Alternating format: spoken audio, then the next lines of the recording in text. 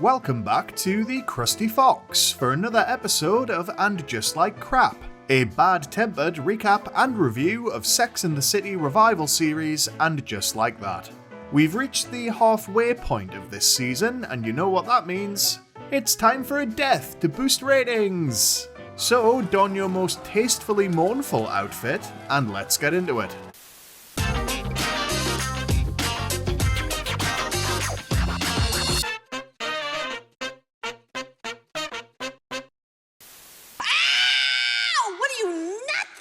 This week, Lisa makes it out of Nobody Cares News. Unfortunately, it's because the show has decided to fix last season's f***up and re-kill her father. The Lord giveth, etc., etc.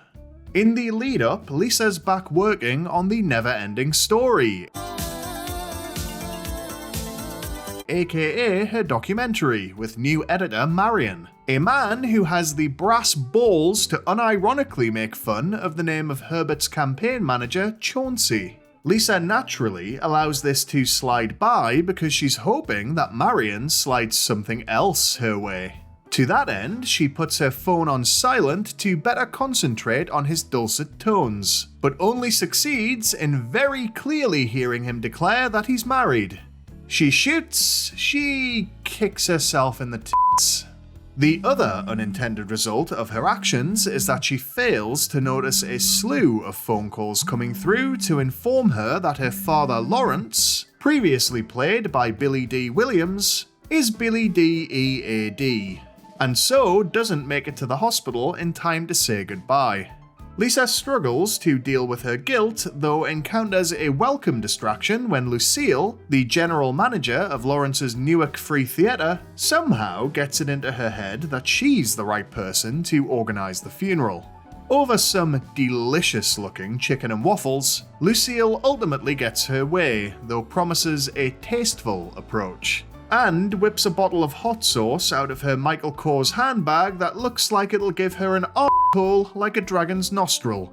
The event ends up as a sublimely ridiculous on-stage memorial extravaganza, complete with Lucille's own song and dance number. Well, when you've got Jennifer Lewis, you might as well. Bye, Lawrence.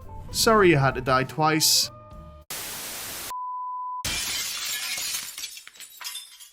We rejoin Carrie as she heads downstairs to slurp on neighbour Duncan's mutton stew, which I promise you is not what it sounds like. And what a good job it is that he enjoys some tough old meat, because these two are definitely f***ing by season's end. As for why, well, that requires a bit more explanation. Side note, Carrie spends much of this episode hammering Tums for indigestion, supposedly as a result of the leathery stew. A commentary on her growing unease in her relationship? Or another plot thread like her memory issues that will be ironically forgotten by next week? You decide. Anyway, after admirably managing to gaslight, now that's what I call a mistake 2010 headliner and son, Wyatt, into signing up for a week-long wilderness retreat, Aiden comes to visit. He's out of his cab less than 30 seconds before he causes an issue when his attempt at a rubbish romantic gesture puts one of Carrie's windows through. He launches from there into a manic and ultimately fruitless quest to find period-accurate replacement French doors in Pennsylvania. Why the mania? Ooh boy. Turns out, Aiden's been a naughty boy. When Wyatt, predictably, reverted to type at the airport and refused to board his plane, an argument ensued which ultimately led to Aiden shagging his ex, Kathy Aiden's wife. It probably doesn't feature in any divorced parenting manuals, but for the record, that usually cheers me up. And strap in everyone, because it's with that revelation that the show decides to retroactively paper over Carrie's past mistakes again. Her reaction is unbelievably cool, because remember, she had a whole ass affair the first time they were together. She basically decides, for convenience's sake, that actually she never agreed not to sleep with other people during their 5-year break, and that it's on both of them for not agreeing terms in advance.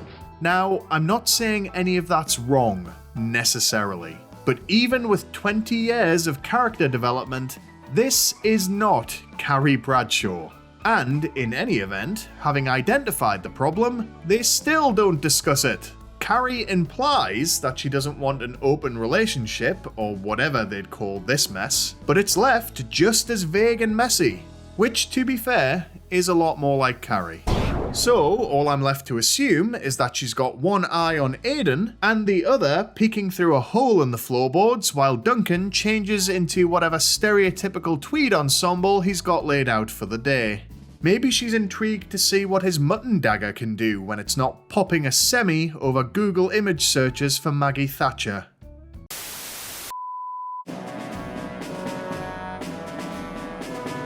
This week in Who Gives a Shit news, Bitsy Von Muffling makes a welcome reappearance, though largely in service of her discovering that she's no longer on New York's A-list for events. In fairness, I too would be Von Miffed if I discovered that shut-in Charlotte was getting invited places that I wasn't. Breakup addict Seema has to dump driver Rocco, now that she's experiencing a personal level of poverty that would still fund the military of a small island nation. I'm just gonna say it. This would never happen to Samantha Jones. Anthony's Hot Fellas bakery storefront appears to be going well, particularly with boyfriend Giuseppe and his 12-inch pain train front and centre. And other than a wry joke or two, that's his entire contribution. His Stanfordization is complete. Herbert's mother Eunice pops back up for the funeral scenes, offering an excellent Liberace joke. I'd have her back every episode, if I had my way. She's the only character who seems to be aware of how ridiculous everything around her is. And Carrie agrees to do a first chapter swap with Duncan from their respective acts of literary manslaughter. And for very different reasons, I imagine they're both going to struggle to make it even that far into each other's endeavours.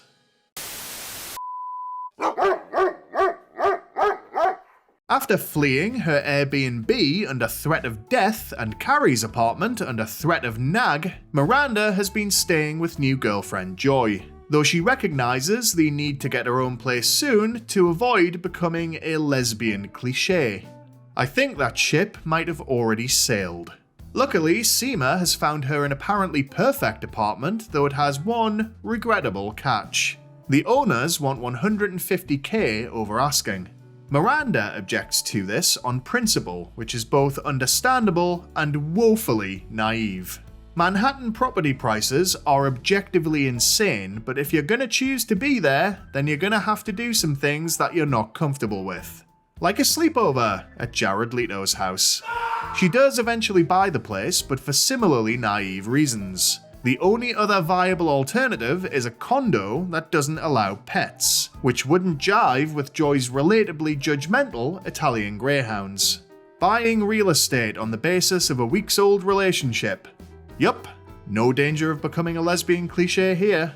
Speaking of Joy, Miranda seems to take her name as a challenge by introducing her to Wet Blanket's son, Brady. Joy betrays those of us in the kids are the worst camp by letting Hobbs Jr.'s animal-loving ways win her over. Little does she know that one positive trait is merely the deceptive cherry on top of a shit trifle. Things seem to be going well for old Miss Hobbs, which means it's only a matter of time before Steve reappears. Synchronize your watches!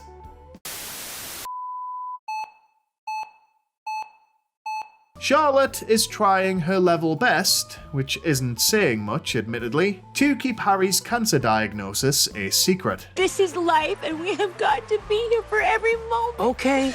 Mr. Goldenblatt decides to go for the surgical option after being told by his doctor that there's a 98% chance of curing him, though at this point he's facing a choice between erectile dysfunction and incontinence. Which would come as a relief, considering up to now the show decided for him that he might enjoy having both. Charlotte spirals very quickly after the news about Lisa's father breaks, which Harry tries and fails to curb with inconvenient methods such as logic and reason. The dam finally breaks when Carrie catches her browsing Walgreens for adult male Depends. Which is disappointing because I was looking forward to seeing what kind of lie she'd spin to get out of that one. And while we're talking about it, that looks like a reasonably small store and they have an entire aisle dedicated to incontinence aids. Is New York okay? I'd like to visit again someday, and I need to know whether I'll take a cab from JFK or just ride a log flume on a river of accidental piss all the way to Manhattan. Joking aside, this is giving Kristen Davis some good material for the first time in 3 seasons, and they're obviously going somewhere with Harry's mostly blasé approach to his illness. So, I can't complain. Yet. Don't worry, I'll find something.